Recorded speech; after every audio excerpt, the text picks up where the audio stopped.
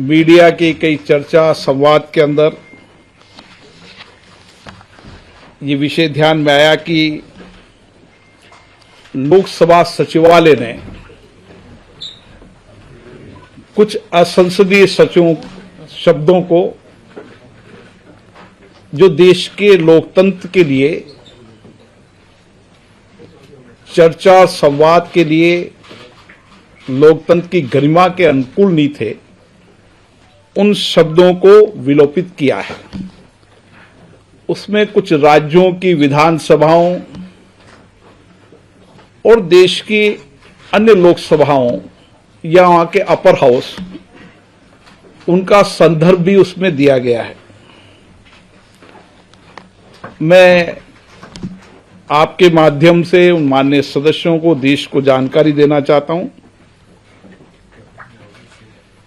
कि ये लोकसभा की एक प्रक्रिया है,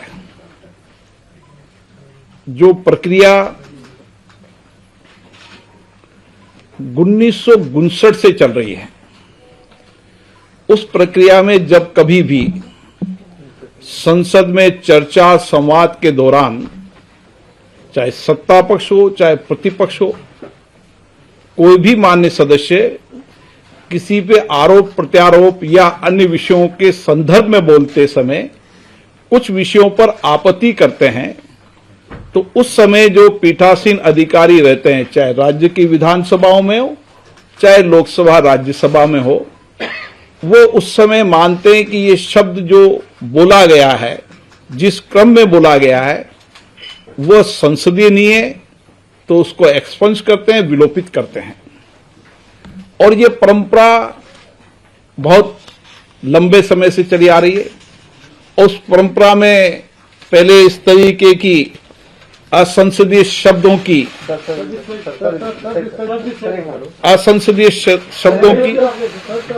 एक किताब निकाली जाती थी। अब क्योंकि संसद के अंदर हमने कोशिश की कि कागज की बचत हो, इसलिए हम इंटरनेट पर डालते हैं इसको। हमारी पहले तो कोशिश रहती थी इस किताब को देश के पत्रकारों को और लोगों को भी उपलब्ध कराएं, पर कुछ लोगों तक पहुंचती थी। हमने कहा देश के अन्य लोगों को भी जानकारी मिले, इसलिए हमने इसको इंटरनेट पर डाला है। और मैं यहां बताना चाहता हूं कि जो डिबेट और चर्चा में जो लोग चर्चा कर रहे हैं, वह माननीय सदस्यों को भी या अन्य जो संसद के दरवाजे जिन्होंने नहीं देखे, वो भी जो चर्चा डिबेट कर रहे हैं, जिनको संसदीय परंपराओं की जानकारी नहीं है, उनको ये जानकारी होनी चाहिए किसी शब्द को बैन नहीं किया है। उस समय के संदर्भ में जब जब भी आवश्यक हुआ तो विलोपित किया है। और कोई भी मान्य सदस्य को उस समय जब उनको उनके भाषण की प्रति दी जाती है, उस समय उनको कोई आपत्ति हो, चाहे सत्ता पक्ष हो चाहे प्रतिपक्ष हो, कि आपने मेरे उन शब्दों को विलोपित किया है, वो विलोपित करना उचित नहीं था, किस कारण से किए हैं। अगर वो सचिवालय के अंदर कोई नोटिस देते हैं तो सचिवालय उस नोटिस पर उनको जवाब देता है। ये सारे शब्द जो विलोपित किए गए हैं, उनकी जो भी मान्य सदस्यों ने बोले, उनकी जानकारी में अच्छा होता कि अगर विलोपित शब्दों के अंदर उनकी आपत्ति होती तो वह सचिवालय को जानकारी देते। हम फिर भी हम उचित समझते, लेकिन न्याय का अधिकार, क्योंकि नियम प्रक्रिया के अंदर पीठासीन अधिकारी का अधिकार है, हम उनकी बात सुनते, हमें उसके बाद भी लगता है कि नहीं ये असंसदीय है, तो ये अधिकार हमें है, नियम प्रक्रियाओं के अंदर हम उस अधिकार को प्रयोग करके असंसदीय मानते हैं। इसलिए मैं आपको ये स्पष्ट करना चाहता हूं कि देश में भ्रम की स्थिति नहीं होना चाहिए। किसी शब्दों को बैन नहीं किया है और किसी सरकार भी बैन नहीं करती है। मैं डिबेट और चर्चा में सुन रहा हूं कि इस सरकार ने बैन कर दिया, उस सरकार ने बैन कर दिया। चाहे राज्यों की सरकार हो चाहे केंद्र की सरकार हो, सभी राज्य की विधानसभा और लोकसभा और राज्यसभा एक स्वतंत्र स्वतः निकाय है, जिन पर सरकारों का कोई नियंत्रण नहीं होता है। और मैं मानता हूं कि सभी राज्य विधानसभा इसी लोकतांत्रिक प्रक्रियाओं से चलती है, संसद भी इस प्रक्रियाओं से चलती है। जहां तक जिन शब्दों को विलोपित करने के विषय के अंदर डिबेट और चर्चा कर रहे हैं, उसकी एक लंबी प्रक्रिया है। उन सारी प्रक्रियाओं को समय समय पर हम इंटरनेट पर डालते रहते हैं, उन विषयों पर डालते रहते हैं। और 1954 से ये प्रक्रिया चालू है और 1986, 92, 99, 2004, 2009 में भी ऐसे संकलन निकाले गए। ये कोई आज नहीं निकाले गए। और शायद आप देखेंगे इस असंसदीय शब्द की इतनी बड़ी डिक्शनरी है। शायद मुझे लगता है कि अगर वो इस डिक्शनरी को पूरा पढ़ लेते तो देश की जनता में भ्रमित प्रचार न करते।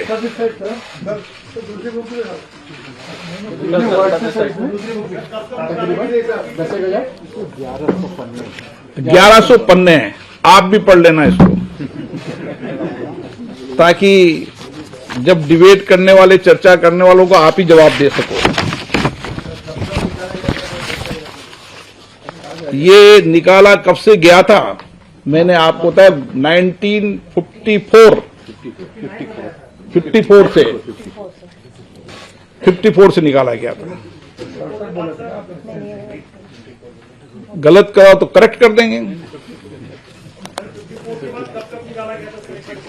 54 के बाद समय समय मैंने आपको बताया ना कि 1986, 1992, 1999, 2004 और 2009, 2010 वार्षिक निकालने लगे। अब रेगुलर नियमित निकालते हैं। वार्षिक 2010 से रेगुलर है, 2010 से नियमित है, हर वर्ष निकालते हैं। पहले एक साथ संकलन निकालते थे, अब एक साथ हर वर्ष निकालते हैं। और ये स्पष्ट मैं फिर करना चाहता हूं, किसी भी शब्दों को बैन नहीं किया गया है। जिन शब्दों को उस समय कार्रवाई के अंदर स्पंज किया गया है, चाहे लोकसभा हो, चाहे राज्यसभा हो, चाहे राज्य की विधानसभा हो, उसका संकलन जारी किया है। डिबेट चर्चा करने वाले जब दलों के आधार पर चर्चा करते हैं तो उनको दल से ऊपर उठकर जहां जहां उन दल की सरकार है उनके विषयों को भी सामने रखना चाहिए। और मेरा मानना है कि भारत का लोकतंत्र जहां पारदर्शी है, जवाबदेही है,